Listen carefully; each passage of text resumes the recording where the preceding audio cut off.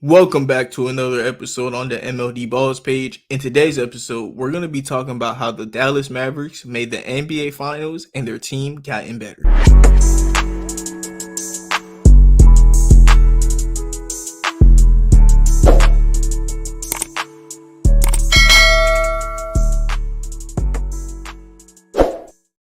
So, like I said, we're going to be talking about the Dallas Mavericks this video, and the big news for them is their free agency with the addition of the Golden State Warriors legend, a top five shooter of all time, and a team that didn't have any shooting, and you add a top five shooter ever in Klay Thompson.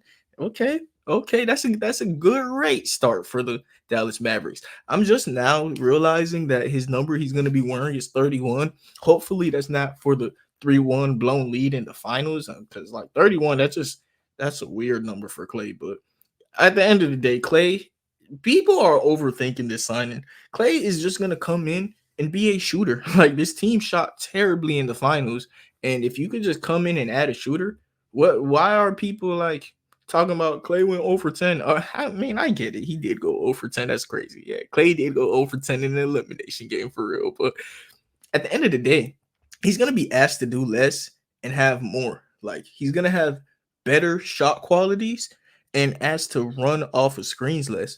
As an older per player, that Golden State Warrior scheme just isn't good. We even see Stephen Curry has points of the season where he looks drained with how many screens they run off of it and how he's always moving off ball. And at this age, Klay Thompson is just going to be able to sit in the corner. You know, if you ask Klay to just sit in the corner, shoot threes like you're in practice, holy, because Kyrie and Luka, one thing about them is they create advantages. They draw a lot of attention, so much attention, man, and you're going to be forced to guard Klay Thompson.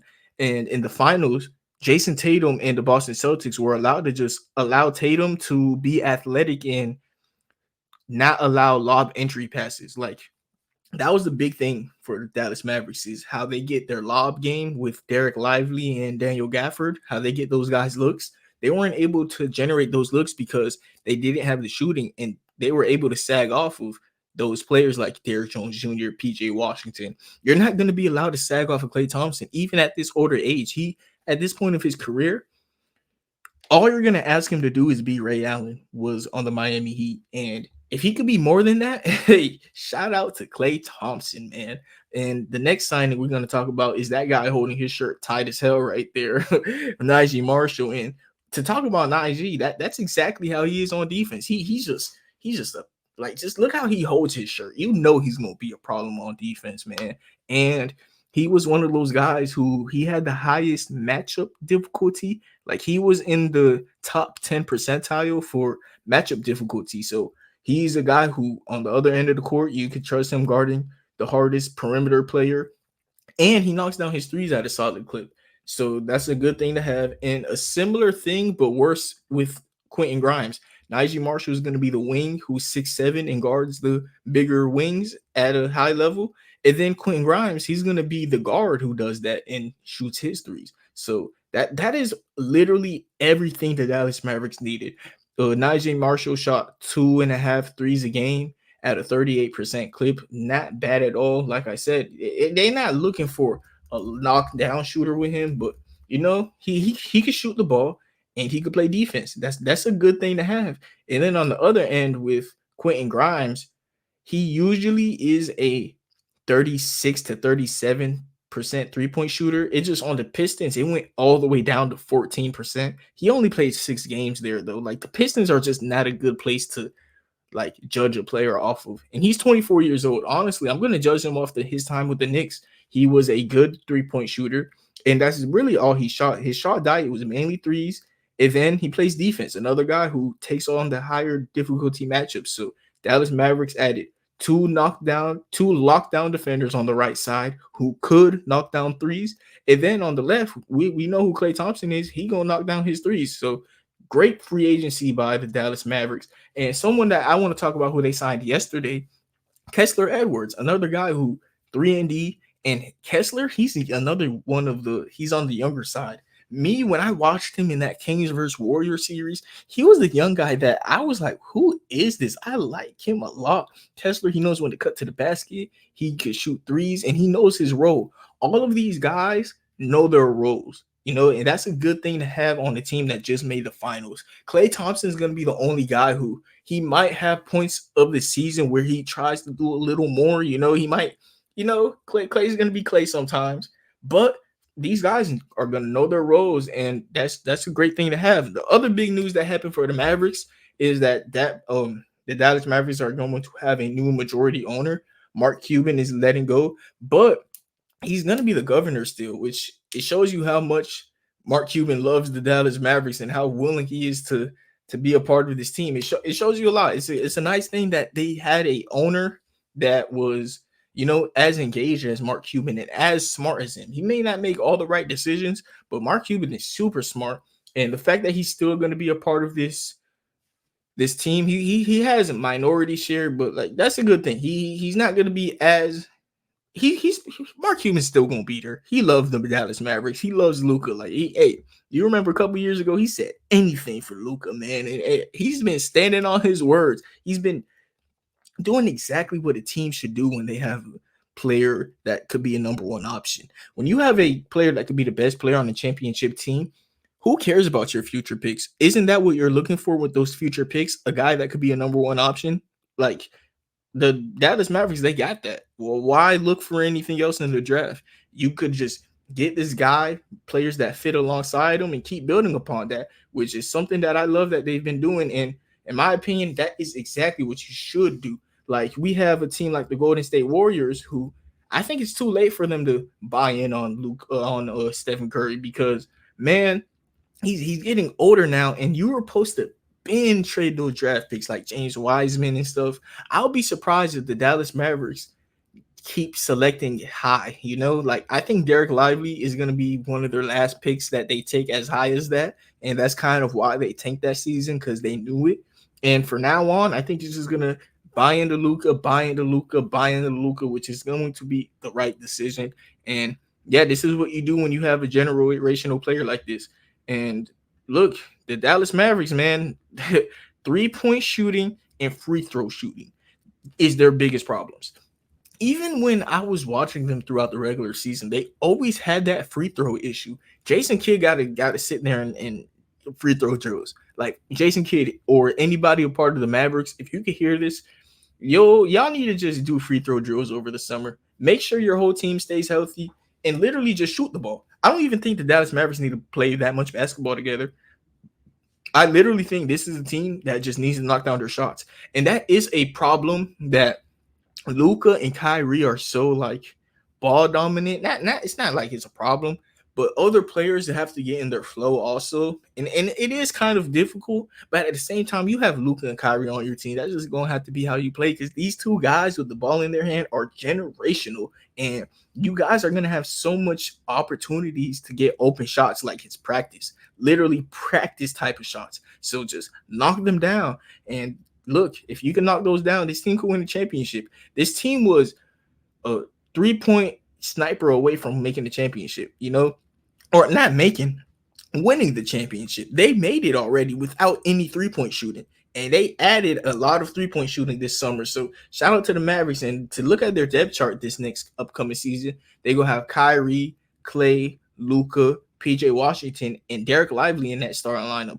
Derek Lively and this scheme is very nice for the Dallas Mavericks. You have a tunnel scheme. People talking about how everyone on the Dallas Mavericks gets blown by on defense. Everyone gets blown by on defense. At some point, you have to, if you're watching the games like I am, like, you have to realize that's the scheme. The scheme is that they have Daniel Gafford and Derek Lively, who are two good rim protectors, and you're just going to tunnel them into the paint, and you're going to force those two guys to play defense.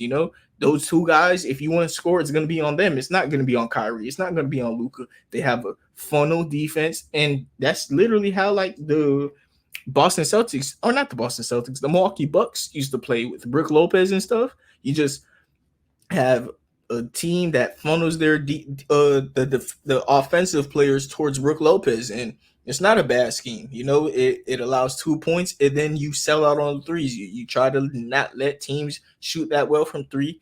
And the Boston Celtics in the NBA Finals, they did not shoot well from three. They did not even shoot well from the field. It just the Dallas Mavericks, they didn't make that in their threes at all, at all, at all. And this next season, bro, you're gonna have to knock down your threes and your free throws if you want to win a championship. You're gonna have Daniel Gafford, like I said, once Derek Lively is on the bench, you're gonna have Daniel Gafford who does the same stuff for the team. Maybe a better rebounder. Actually, he is a better rebounder. And Daniel Gafford off the bench, I like it because he's very like Montrezl Harrell kind of. He brings energy off the bench. He's a high motor guy, and having that off the bench is amazing. Derek Lively, he reminds me a lot of Marcin Gortat. He's a great passer, great defender, good on the short roll, passing the ball, and he's very smart. And as young as he is, especially with the things that he was going through during the playoffs, rest in peace to his mom. It must be a hard thing to go through. The way he was playing was very impressive. And dude, he was coming off the bench. And look, if he could come in and start, be what he is, and then you have Daniel Gafford, who was a capable starter for our finals team, now come off the bench, that team improves at center just by growth. Both of those guys are on the younger side. Biggest thing about this starting lineup to me is PJ Washington. Is he a real shooter? If PJ Washington is a real shooter, holy, I don't know. PJ, you're gonna have to show us something. Are you a real shooter? Prove it to us. Work on that over the summer. If you are shooting the ball very well, that's going to be a great thing for the Dallas Mavericks. They have Nigel Marshall, who, hey, maybe they could put him at power forward if PJ isn't knocking down his shots, because PJ, he is a good starter for this team. Great lob threat. Like I said, this Dallas Mavericks team, they have a reset, let me cook offense. It's not a bad thing. They have Luka Doncic, who, look, if he could get a rebound, he's gonna, of course, start the offense. He's gonna do his Luka things. And if Luka can't find anything, they're gonna reset it at the top of the key with Kyrie Irving, and Kyrie Irving bedazzles. He cooks. And then if you could just have spacing around those two guys working the ball, that's a good thing to have, because we could close our eyes and see Klay Thompson in the corner, Kyrie on the top of the key, Luka with the ball, Derek Lively at the dunker spot. And the question, like I said, is PJ Washington a real shooter? Teams are going to test that a lot throughout the season. He's going to have a whole year throughout the regular season, this time with Luka Doncic, Kyrie Irving, and the Dallas Mavericks, because he came at the trade deadline. And for somebody who came at the trade deadline to play that well, that was amazing for PJ Washington. So we're going to see if he can answer those questions I got. And then you got Maxi Kleber, who in the playoffs, he got hurt. And in my opinion, Maxi Kleber is a huge thing for the Dallas Mavericks, because they do like to run five out sometimes. Like I said, Daniel Gafford and Derek Lively are similar players, and they're both, lob threats. They don't really shoot the ball that well. And Derek Lively, he creates space off of his passing. I understand that. But Maxi Kleber, there are like spurts of the game for like 5 minutes where you just want to run five out real quick. And Maxi Kleber, he allows them to do that. But in the playoffs, he was coming back from an injury, and like that just kind of like ruined their 5-out lineup, which is a very important thing to me to have in the NBA. Just you have one 5-out lineup that you can run for like 5 minutes to match other teams, and to come back in the game if you're down a lot, it's a big thing to have. So Maxi Kleber to me is a bigger addition to me than people think. Dante Exum and Spencer Dinwiddie, they're gonna fight for that backup guard position, kind of. And Spencer Dinwiddie, when he was on the Dallas Mavericks, by the way, him and Luka played very well together. And I think that's something that we're going to see a lot again. We're going to see Dinwiddie next to Luka. And like I said, Luka, the advantages he creates for these players, he might make Dinwiddie look better than he did with the Lakers, and with the Wizards, because this is going to be a team with actual championship aspirations. And Dinwiddie's been at this scheme before. He's worked here before. He played very well here, and they got him for nothing almost. And Jaden Hardy is a guy he's keep on growing. Jaden Hardy is he could score the ball. Jaden Hardy could get baskets, and I'm happy to see what he becomes in the NBA. Like I said, Kessler Edwards is someone who I personally like a lot, and I'm so happy the Dallas Mavericks got Kessler Edwards, because if he doesn't work here, I'm going to be out on him. But I got a good feeling about Kessler Edwards, man. You got Dwight Powell, who's basically their Nick Collison. If you know Nick Collison, shout out to you. Hey, if you know Nick Collison, I want you to please subscribe to the channel. You're a basketball fan, and that's what I want on this channel. Real basketball fans. If you know Nick Collison from the OKC Thunder, shout out to you. Basically what Dwight Powell is to me at this point. And then Oliver Maxson Prosper. I don't really know much about this guy. This is the one guy on their roster I don't really know much about, but he's gonna have a roster spot. I'm pretty sure. And I think this is gonna be the Dallas Mavericks 15-man rotation. It's gonna be a fun team to watch, man. One of the funnest teams, if not the funnest teams in the NBA to watch to me, just because the way that Luka and Kyrie play off of each other is very fun to watch. And if you have a world where like Luka is hurt for a couple games, you can just plug in Nigel Marshall at small forward and then just run this same lineup. And if you got Kyrie hurt, you could put Luka at point and then plug in Nigel Marshall at small forward. This team is very versatile. This team has so many different lineups they could go to. This team is just man, this team could win the finals, man. This Dallas Mavericks team just made it to the NBA finals and got better. And the thing about this team, they also have continuity now. Like these players, I think they're just gonna understand each other more and more and more because this team got built at the trade deadline, y'all. This Kyrie Irving got built at the trade deadline 2 years ago. PJ Washington came at the trade deadline a year ago. Klay Thompson, yes, he is a new guy, but like I said, Ray Allen on the Heat, it was a seamless fit. And Luka Doncic, he does remind me a bit of LeBron on the offensive end, where he is that point forward that creates these amazing advantages for his teammates by like his ability to get to the rim. I understand LeBron does it by dunking and Luka does it by like his weird.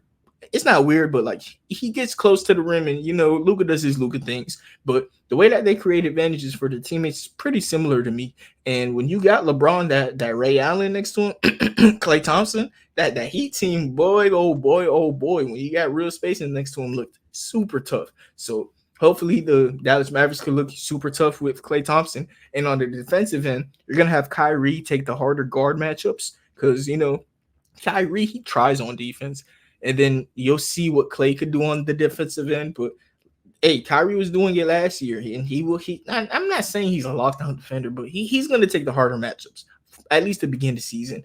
And then PJ Washington, he takes the harder wing matchup, and then you have Luka around the rim to grab the rebounds and to start your offense. And like I said, Luka is a pretty good rebounder in my opinion. I understand people say, "Oh my God, Luka's rebounds aren't contested." He grabs some contested rebounds. Luka's a pretty decent rebounder. Honestly, a good rebounder in my opinion. And anytime Luka grabs a rebound, your offense gets started immediately, and that's a good thing. And if you can keep doing that, that's a good thing. Like I said, Dallas Mavericks are a scary team, and y'all watch out. If y'all eyes are already on the Mavericks because they just made the finals. But I do think this is a team that got way better. Their fit is so much better, and they have a co-star for Luka Doncic with Kyrie Irving. So I'm so excited to see what this team does. One of my favorite teams to watch, like I said. And Jason Kidd, he's gotten better. He's gotten better as a coach. And the goal of this team is to win a ring.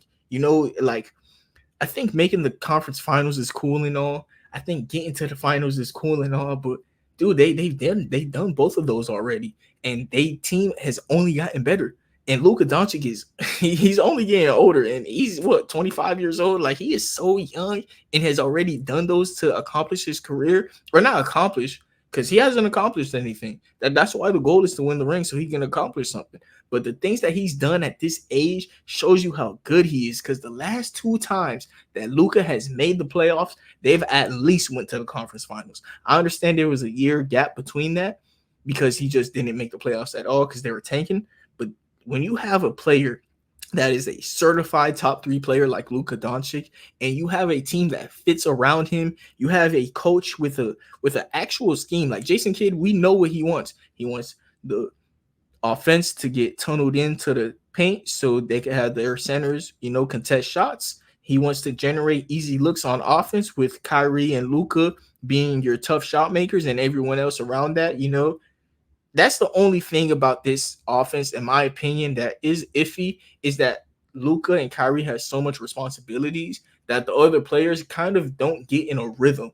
I want a way for them to just draw up plays sometimes for PJ Washington, draw up plays for Najee and Marshall, even though those guys aren't as good. You just want them to have like 2 to 3 shot attempts by the time it's halftime, so they could be in a flow. That was a big issue for me. I just feel like it looked like their players weren't in a rhythm. I feel like that's a big component on why they weren't making their shots. But after that, dude, this Mavericks team, they have everything packed down and they know what they're doing. And shout out to the Dallas Mavericks. Not too many teams know what they're doing and have a plan. Dallas Mavericks got a plan, and that plan is to win a ring. Shout out to the Mavericks. Hopefully they could come upon their plan, and we're gonna see how I think about them coming into the season, because playoff matchups are a big thing. I want to see who they match up against in the playoffs, because like I said, I keep repeating myself. This is a team that could win a ring, and look, this is what championship teams do. After the finals, they don't just sit there and wait for Derrick Jones Jr. to see who's going to be his agent, because that was a reason why Derrick Jones Jr. didn't come back to this team. He didn't have an agent to start free agency, and they said, we're not waiting on you, bro. Najee Marshall probably is better than you. Like, to be honest, Derrick Jones Jr., a lot of his positives was just coming off of the Luka and Kyrie advantages, like I'm saying. Like, he's playing harder on defense. I understand that. But Najee Marshall is probably a better defender than him. And Najee Marshall is probably a better shooter. Do I think they would have signed Derrick Jones Jr. back if they had the chance? Yes. But they weren't waiting for him, because that's what championships teams do, you know? They went out and got Najee Marshall, and it's going to be a positive for them. But I'm not going to hold y'all for too long. I've been talking about the Dallas Mavericks for the past 20 minutes. If you enjoyed what I had to say about the Dallas Mavericks, please leave a like, comment, and subscribe. I'm currently at 123 subscribers. Thank you so much for the amount of support we've been getting. And everybody, have a nice day, and God bless. Hopefully, the Dallas Mavericks, if you're a fan, can win the championship. And once again, God bless.